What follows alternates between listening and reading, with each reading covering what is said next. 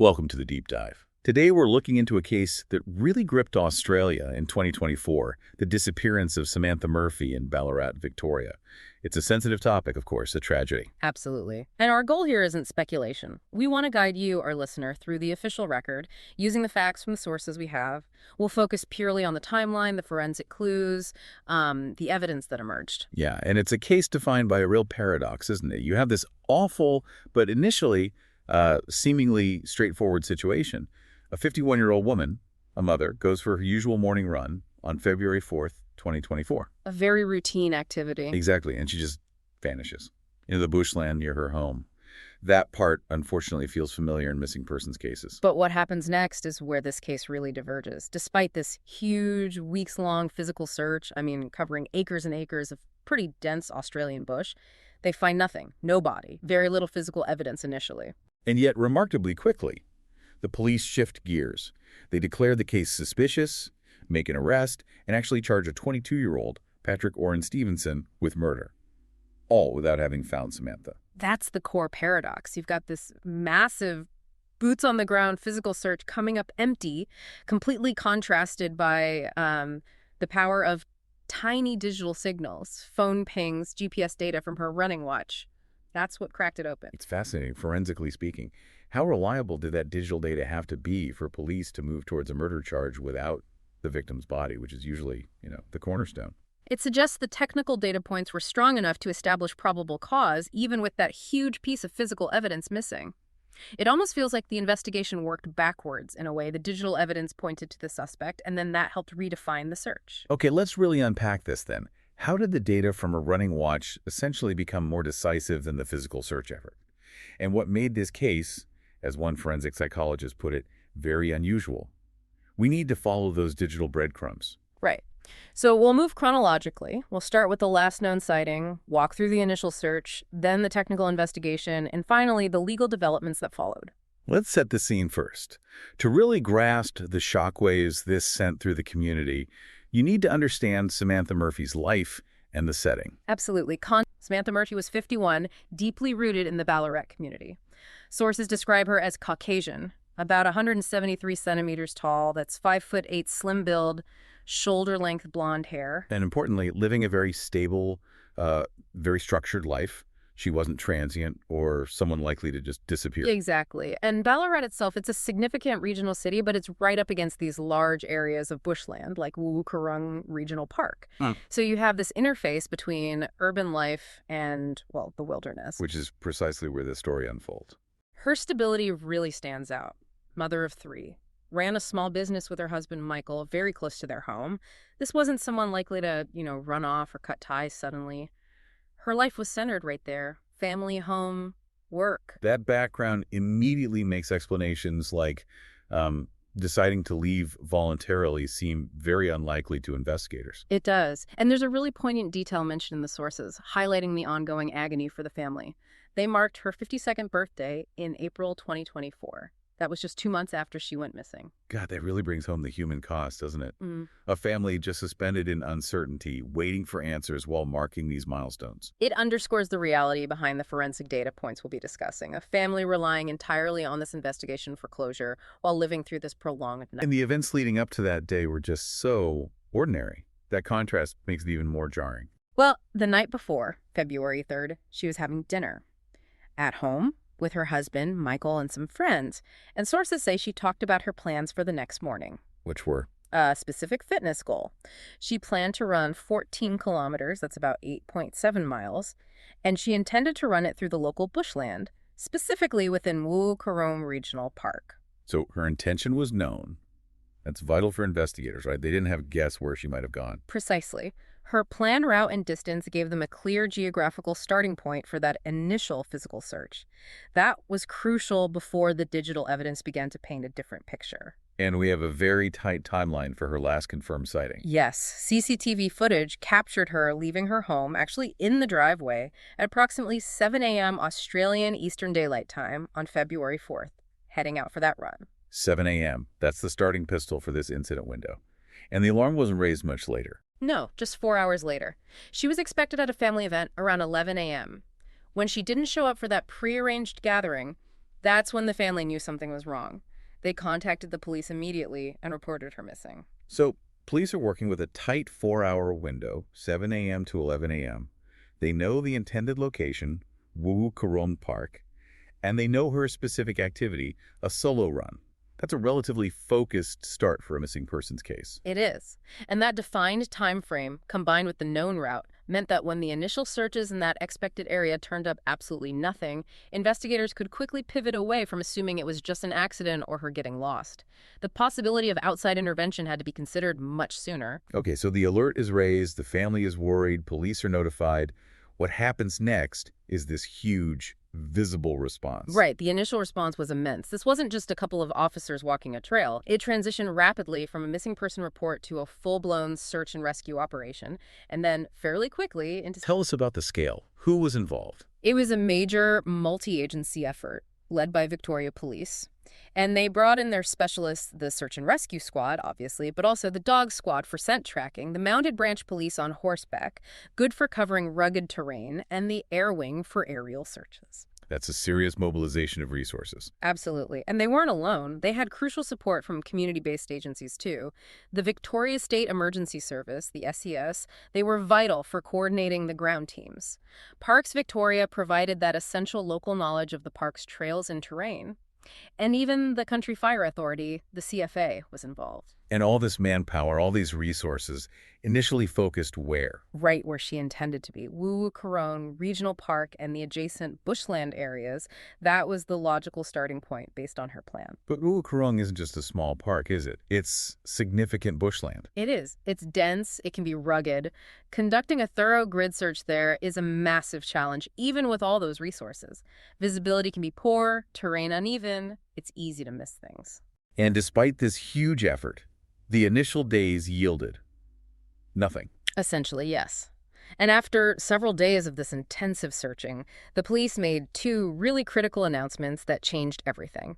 First, they formally ruled out the possibility that she had suffered a medical episode, like a heart attack or a bad fall, and had simply collapsed somewhere within that main search area. The thinking being, if that had happened, the sheer number of searchers would likely have found her, or at least some signed clothing, her watch, something. Precisely. The lack of any discovery pointed away from that. And the second finding was just as important. They also ruled out the idea that she had voluntarily left the area, that she'd walked out or arranged to be picked up and just disappeared on her own terms. Based on her background, her family ties, her known plans, that just didn't fit. Correct. So you rule out medical emergency, you rule out voluntary departure. What's left? Foul play. External intervention. Exactly. That became the primary working hypothesis. The investigation fundamentally shifted from search and rescue to a potential criminal matter. So how long did this intense physical search phase last before that shift? About 5 days. After 5 days of that massive effort yielding no results in the primary zone, the large-scale bushland search was formally scaled back. That's when the investigation was officially handed over to the Specialist Missing Persons Squad.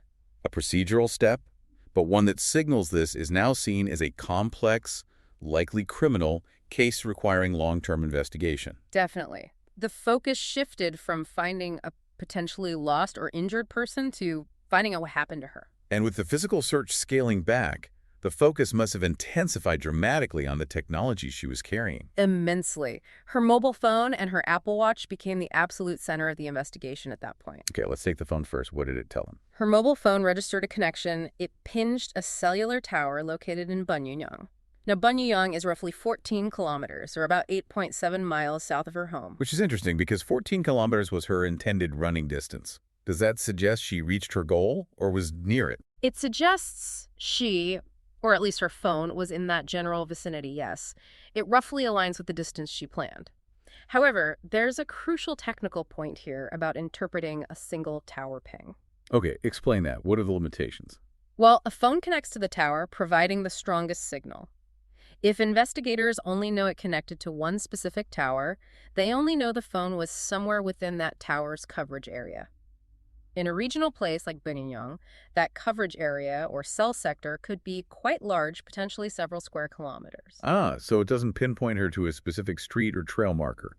It just puts her phone somewhere in the Banyunyang region, around the time of that last signal. Exactly. It confirms the general neighborhood, the broad geographical area, but it lacks precision. You typically need signals connecting to multiple towers simultaneously to triangulate a much more accurate location.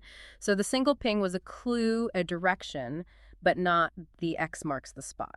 Got it. So useful but broad. What about the Apple Watch? Did that provide more detail? The Apple Watch was significant in a different way. Sources confirmed she was wearing it, but the key finding was what didn't happen. The SOS function on the watch was not activated. And that function can be triggered how? Manually by the wearer or sometimes automatically? Both. You can trigger it manually in an emergency. And some models have fall detection. If the watch senses a hard fall followed by inactivity, it can automatically trigger an SOS call and message to emergency contacts. So the fact it wasn't activated is telling? Highly telling. It suggests a couple of possibilities. Either whatever happened was so sudden, so fast, she had absolutely no time or opportunity to manually trigger the SOS, or the nature of the event wasn't a typical fall that the watch's sensors would recognize and automatically trigger for. Both of those scenarios seem to point away from a simple accident or medical event and more towards A sudden external intervention, an attack, an abduction, something abrupt that prevented her using the safety feature or didn't register as a standard fall. Okay, now this feels like the real turning point we discussed earlier. The GPS data from the watch itself. Yes. This is where the digital trail becomes incredibly specific. Analysis of the GPS data, likely from her running app, synced with the watch, showed her progress. She had run approximately 7 kilometers. 7 kilometers, that's exactly half her intended 14K distance. Precisely halfway. And the data showed she ran those 7 kilometers through Wuwukurong Regional Park, reaching a specific location known as Mount Clear. Mount Clear. So the GPS tracks her movement consistently up to that point. Yes, a clear path showing her run. But it was at that 7-kilometer mark at Mount Clear that investigators found something they described as an anomaly or a disturbance in the GPS data stream. Anomaly. Disturbance. Those words are loaded. What does that actually mean in terms of the data? What would that look like on a map or a data log for you, the listener? Okay, think about a normal GPS track for a runner. You'd see a continuous line of data points, moving at a runner's pace, maybe 8, 10, 12 kilometers per hour, slowing down on hills, maybe pausing briefly. Consistent. Makes sense. An anomaly or disturbance breaks that pattern abruptly and unnaturally. It could be several things. It might show the device's speed suddenly jumping from running pace to, say, 40 or 60 kilometers per hour, moving along a road rather than a trail. That would strongly suggest the person, or at least the device, was suddenly put into a vehicle. Right. An impossible acceleration for a runner. Or it could be a sudden, sharp stop in the data mid-stride, inconsistent with just taking a break, followed perhaps by erratic, sharp movements, or maybe the signal abruptly cutting out entirely in a way that doesn't suggest battery drain, but maybe interference or the device being stopped or destroyed. So the GPS didn't just fade out. The pattern of the data points right at that 7-kilometer mark at Mount Clear indicated something unnatural happened, a disruption to her run. Exactly. It wasn't just the end of the data, it was the way the data ended or changed. That specific 0.7 kilometers Mount Clear became the digital equivalent of a crime scene marker. It pinpointed the exact location where her run was unnaturally interrupted. That's huge. It transforms the investigation, doesn't it? Yeah. It's no longer about searching the entire park for someone who might have collapsed anywhere. It's about focusing intensely on that spot. Absolutely. It provided the critical focus. The investigation wasn't just looking for a missing person anymore. It was looking for evidence of what happened to that person at that precise location and time, suggested by the watch data. This technical finding must have been the catalyst for formally reclassifying the case. Certainly seems that way. Remember, the massive physical search concluded after 5 days, having ruled out accident or voluntary disappearance in that primary zone. And the missing persons squad took over. Yes, confirming this was now a complex, long-haul investigation. And then came the public shift. By February 23rd, so less than 3 weeks after she vanished, the police made a very significant public statement. What did they say? They stated publicly that they suspected Samantha Murphy was deceased. That's a huge step to take without having found a body. It signals a very high degree of confidence in their interpretation of the evidence they did have. Which, at that point, must have been heavily reliant on that digital data. The GPS anomaly, the phone ping, the lack of SOS activation. Almost certainly. They must have felt that circumstantial and digital evidence was compelling enough to rule out any realistic hope she was still alive and simply missing. They also added another crucial piece. They stated they believed one or more parties might have been involved. Suggesting they were looking at a criminal act, not just an accident where someone panicked. Correct, and they explicitly mentioned they were probing the possibility that her body had been removed from the initial location. Which neatly explains why the massive 5-day search of Wuwukarong Park and Mount Clear hadn't found her, if she was taken from there. Exactly. The hypothesis became incident at Mount Clear, followed by removal of the body. This narrative shift justified the failure of the initial search and cemented the reliance on the forensic trail left by the technology, rather than expecting physical evidence right at that 7-kilometer mark. So the police narrative evolved quickly. Ruled out accident, established a likely criminal event at Mount Clear based on GPS, and suspected body removal. That sets the stage for a homicide investigation, even without the victim. Precisely. It laid the groundwork for the next phase, identifying who might have been involved. And that digital pinpoint at Mount Clear, combined presumably with other intelligence, led police relatively quickly to a suspect. Remarkably quickly, considering the lack of a body. On March 6, 2024, just over a month after Samantha disappeared, police arrested Patrick Orrin Stevenson. He was 22 years old, from Scottsburn. Scottsburn. How far is that from Ballarat or Mount Clear? Scottsburn is a locality sort of southwest of Ballarat, putting him generally within the geographical area relevant to the incident and the potential disposal locations we'll discuss later.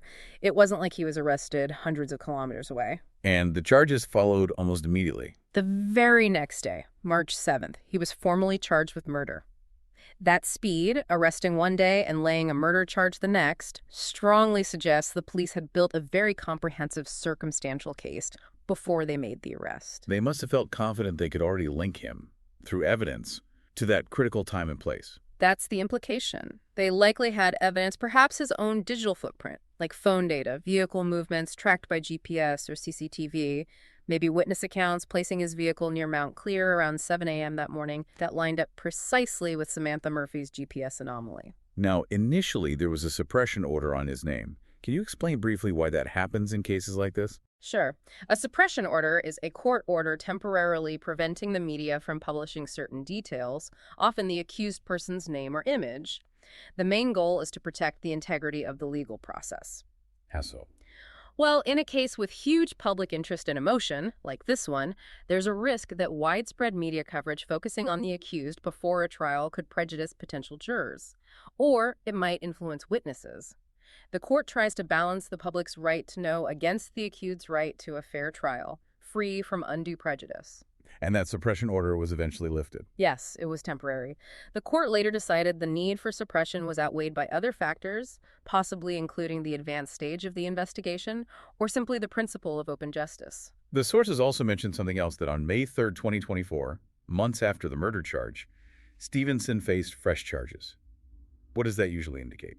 Adding charges later on often suggests the ongoing investigation has uncovered evidence of additional separate criminal acts, usually related to the period after the alleged primary crime in this case, the murder. So things related to the cover-up. Exactly. Things like interfering with a corpse, destroying evidence, perverting the course of justice by lying to police or concealing evidence. These secondary charges can sometimes be used strategically by prosecutors, perhaps to strengthen the overall case, provide a fuller picture of the accused's actions for the jury, or maybe even encourage cooperation. Let's dig into the police theory of the crime. They allege Stevenson murdered Murphy in what was described as a deliberate attack. That wording seems significant. It's very significant legally. Deliberate attack points squarely towards intent mens rea, the guilty mind. It signals the police believe this wasn't accidental, wasn't manslaughter that resulted from a lesser assault, but that the intention was to kill or cause grievous bodily harm resulting in death. Proving that intent is crucial for a murder conviction, especially without a body providing direct evidence of the cause of death. The sources don't specify a motive, but the deliberate part is key. Correct. And another crucial element of the police hypothesis is the lack of any known connection between Stevenson and Samantha Murphy or her family. They explicitly stated he wasn't known to the family. Why is that important? It steers the investigation away from common motives like domestic disputes, feuds, or crimes involving people who know each other. It points more towards an opportunistic crime or a stranger-on-stranger attack. This focuses all the attention on that specific geographical point of intersection, Mount Clear, around 7 a.m. on February 4th, as the likely first and only significant contact. So the alleged crime scene, according to police, is Mount Clear, the place marked by that GPS anomaly. That's the core of their hypothesis. The digital data didn't just show where she stopped running, it pinpointed, in their view, the location of the fatal attack. Which brings us back to the massive legal challenge. Prosecuting a murder charge without the body, the corpus delicti. How do prosecutors in Australia typically approach this? Can you actually get a conviction? Yes, you can. It's difficult, but absolutely possible under Australian law. The prosecution has to build an overwhelmingly strong circumstantial case. They need to convince the jury beyond a reasonable doubt of several key things. Okay, what are those things? First, they have to prove that the alleged victim, Samantha Murphy, is actually dead. The police declaration helps, but they'll present evidence ruling out all other possibilities that she didn't just run away, isn't hiding, etc. Second, they must prove her death was caused by a criminal act, not an accident or natural causes. That's where the deliberate attack hypothesis comes in. Right. Third, and this is critical, they have to prove it was the accused, Patrick Stevenson, who committed that criminal act. This is where the digital forensics linking his movements to her disappearance at Mount Clear become paramount. And fourth, they often need to demonstrate evidence of consciousness of guilt actions taken by the accused after the crime to conceal it, like moving the body or disposing of evidence. So that GPS anomaly essentially stands in for the physical crime scene evidence, and any evidence of him moving her or her belongings becomes proof of concealment and intent. That's largely how it works in these cases. The digital timeline has to be incredibly robust, placing the accused at the crucial place at the crucial time. His digital footprint phone location, maybe car telematics, CCTV footage showing his vehicle needs to align perfectly with the moment her digital footprint shows that fatal disruption. That linkage becomes the substitute for finding his DNA at a traditional crime scene. Okay, so for months, the case rested on this powerful but entirely circumstantial and digital evidence base. But then, in late May 2024, there was a major development. Physical evidence was found. A very significant breakthrough. On May 29th, months after the arrest, searchers found Samantha Murphy's wallet, which contained her ID cards, and crucially, her mobile phone. Finally, tangible items linking back to her. Where were they found? They were discovered during a targeted police search near a place called Durham Lead. Durham Lead. And where is that relative to Ballarat, Mount Clear, and Buninyong, where the phone last pinged? Okay, let's trace the geography because it tells a story. Durham Lead is located about 20 kilometers or 12 miles south of the center of Ballarat. Importantly, it's also about 4 kilometers or 2.5 miles further south than Buninyong, the location of that last mobile phone tower ping. So we have a clear geographical path emerging. Exactly. We can now map out a likely sequence based on these locations. Point 1. Mount Clear, 7 kilometers into her run, the alleged location of the deliberate attack marked by the GPS anomaly. Point 2. Buninyong, 14 kilometers from her home, the area where her phone last connected to the network, suggesting the path of travel after the incident at Mount Clear. Point 3. Durham Lead, 20 kilometers south of Ballarat, the location where her phone and wallet were ultimately found, presumably disposed of. Wow. Mount Clear attack, movement south through the Buninyong area, ending with disposal near Durham Lead.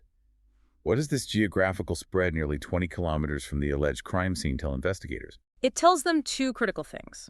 First, it strongly corroborates the police theory of body removal and concealment. The evidence wasn't left at Mount Clear. It was actively moved a significant distance away. Second, the distance involved, roughly 20 kilometers through regional areas, almost certainly implies the use of a vehicle. Right. You wouldn't carry items, let alone potentially a body, that far on foot easily. No. It suggests a planned, deliberate effort to separate the victim and her belongings from the initial crime scene, likely to hinder the investigation and discovery. This effort itself supports the deliberate attack hypothesis and likely relates to those fresh charges we discussed, concealment of evidence or interfering with a corpse. So the Buninyong ping wasn't the final resting place of the phone, just a point it passed through while still active, on its way further south to Durham Lead. That seems the most logical interpretation of the sequence, yes. The phone was likely still on and connected to the network as it was being transported south, pinging the Buninyong Tower as it passed through that area before eventually being deactivated or losing batteries somewhere near Durham Lead where it was found. The logistics involved in that alleged movement and disposal are quite considerable. They are. It points to an immediate post-incident decision by the alleged perpetrator to engage in significant concealment activity, which, as you say, successfully delayed the discovery of these items for months, But finding them eventually at that location powerfully reinforces the geographical narrative constructed from the digital evidence. And the sources mention her husband, Michael, instantly recognized the phone. Yes, he confirmed it belonged to Samantha. A heartbreaking moment, no doubt, but forensically crucial. But despite finding the wallet and phone, the fundamental agonizing reality remains. Samantha Murphy's body has still not been found. That remains the central, unresolved aspect of the case. While the police clearly have enough evidence for the murder charge and these subsequent discoveries strengthen their circumstantial case, recovering her remains is paramount for the family's closure and would, of course, significantly simplify the prosecution's task in proving death and potentially cause of death. This entire investigation unfolded under an incredibly intense public spotlight.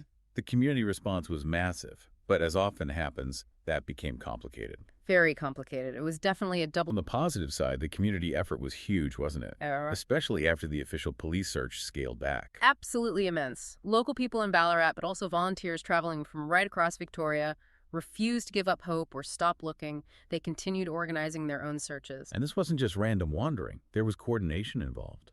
Yes. In a very modern way, a local community member actually set up a large group on Facebook. The idea was to coordinate these volunteer search efforts, share legitimate information from police, maybe organize people into search grids for specific areas. That sounds incredibly helpful, providing potentially thousands of extra pairs of eyes and boots on the ground. And it was initially. It represented a huge amount of volunteer hours driven by genuine compassion and a desire to help. It definitely allowed police to dedicate more resources to the increasingly technical side of the investigation once it became clear this wasn't just a search and rescue mission. It really shows that strong community spirit you often see in regional Australia during a crisis. But the very tool they use for coordination, social media, quickly became a major problem. It really did. What happened with that Facebook group and other online spaces? As the group's membership exploded, thousands and thousands of people joining, it became almost impossible to manage. The signal got completely lost in the noise. The platform was just flooded with wild speculation, baseless rumors, intricate conspiracy theories. And not just theories, but active interference. Yes, you even had self-proclaimed psychic mediums joining in, offering visions, clues, and contacting police with supposed information derived from dreams or feelings. Similar activity apparently spilled onto other platforms like Reddit as well. Now, you might think police can just ignore that noise, but it actively harms an investigation, doesn't it? How? In several ways. First, investigators have a duty to assess information, so they end up having to waste precious time and resources chasing down or debunking completely false leads generated by online speculation. Every unfounded rumor about a sighting or a potential location has to be logged and checked just in case. Diverting them from credible leads. Exactly. Second, this flood of misinformation can actually contaminate the memories of genuine potential witnesses. Someone might read a compelling online theory and subconsciously incorporate elements of it into what they think they saw or heard. It muddies the waters for reliable testimony. So the police were essentially fighting on two fronts, trying to find physical evidence hidden by the perpetrator and trying to navigate this blizzard of digital misinformation created by the public. That's a very good way to put it. The online spaces became incredibly toxic. The volume of baseless accusations, armchair detective work, and frankly, online trolling became so counterproductive that the person who initially set up that main Facebook group, someone who was actually liaising with detectives, eventually argued for the group to be shut down. Because the harm was outweighing the help. Precisely. They recognized that what started as a tool for community support had devolved into something actively hindering the official investigation. And this wasn't just a minor annoyance. It reached the very top of Victoria Police. It did. The police commissioner himself, Shane Patton, had to make a public appeal, urging people to stop speculating online and to trust the official investigation process. For a commissioner to intervene like that shows just how seriously they viewed the negative impact this online chaos was having. It really highlights a modern challenge for policing, doesn't it? Yeah. How do you manage the public's intense desire to be involved and informed in the digital age, while protecting the integrity and focus of a sensitive investigation? It's a huge challenge. The same platforms that can mobilize incredible community support can also become vectors for harmful interference and resource drain. It's a constant balancing act. Beyond the investigation process, experts also commented on the inherent nature of the crime itself. Forensic psychologist Tim Watson-Monroe called it very unusual. Yes, his assessment highlighted just how peculiar the circumstances were. He specifically stated, based on his experience, that he'd never encountered a case quite like it, someone disappearing in this specific manner. What makes it so unique in his view? The combination of factors. I think so. It's not just a missing hiker lost deep in the wilderness. It's not a collapse miles from anywhere. It's the combination of a routine run in daylight hours, on familiar territory near a regional city, tracked by GPS, and then the sudden, abrupt cessation of that routine activity at a precise point, strongly suggesting immediate external intervention. Followed by the successful, albeit temporary, removal of the body and key evidence. Exactly, the whole sequence, the planned run, the pinpointed 7 kilometers anomaly at Mount Clear, the immediate suspicion of foul play rather than accident, the subsequent evidence of body removal. It makes this case almost a textbook example of how a crime can be investigated primarily through its digital shadow when the physical evidence is initially absent. The first clues weren't footprints or fibers, they were bits and bytes traveling. So, reflecting on this deep dive into Samantha Murphy's disappearance, it really underscores this fundamental shift in modern crime investigation. We see this constant tension, this interplay between the vast, challenging physical world and the precise, often invisible digital world. Absolutely. We trace the key threads. Samantha Murphy vanishes on February 4th, 2024, during a planned run. A massive physical search yields little, but the technical investigation, zeroing in on that critical GPS anomaly at Mount Clear, backed by the phone ping near Buninyong, allows police to rapidly conclude foul play. Which leads to the arrest and murder charge against Patrick Orrin Stevenson in early March 2024, even without having found Samantha. A decision based almost entirely, it seems, on that digital and circumstantial evidence. And then months later, the discovery of her phone and wallet near Durham Lead provides that crucial physical corroboration.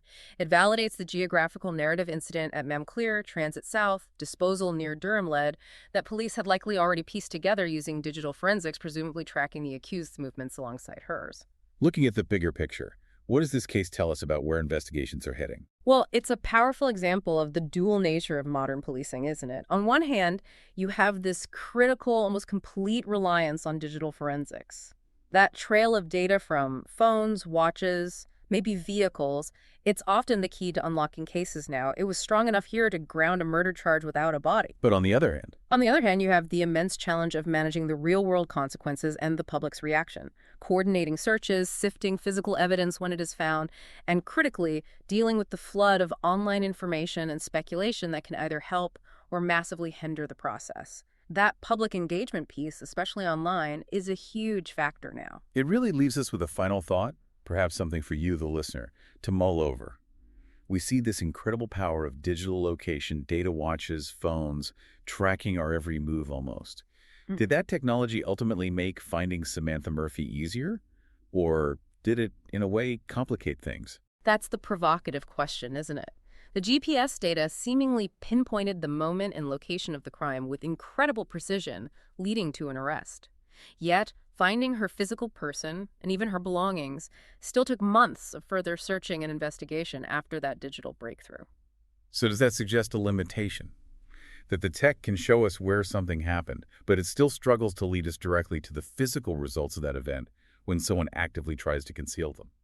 Perhaps. It implies that while location technology is a revolutionary investigative tool, it might not be the complete solution, especially when faced with deliberate concealment. There's still a crucial, often difficult gap between the digital breadcrumb trail and recovering the physical reality on the ground. It underscores the enduring challenge of translating those precise data points back into tangible evidence and, most importantly, finding the missing.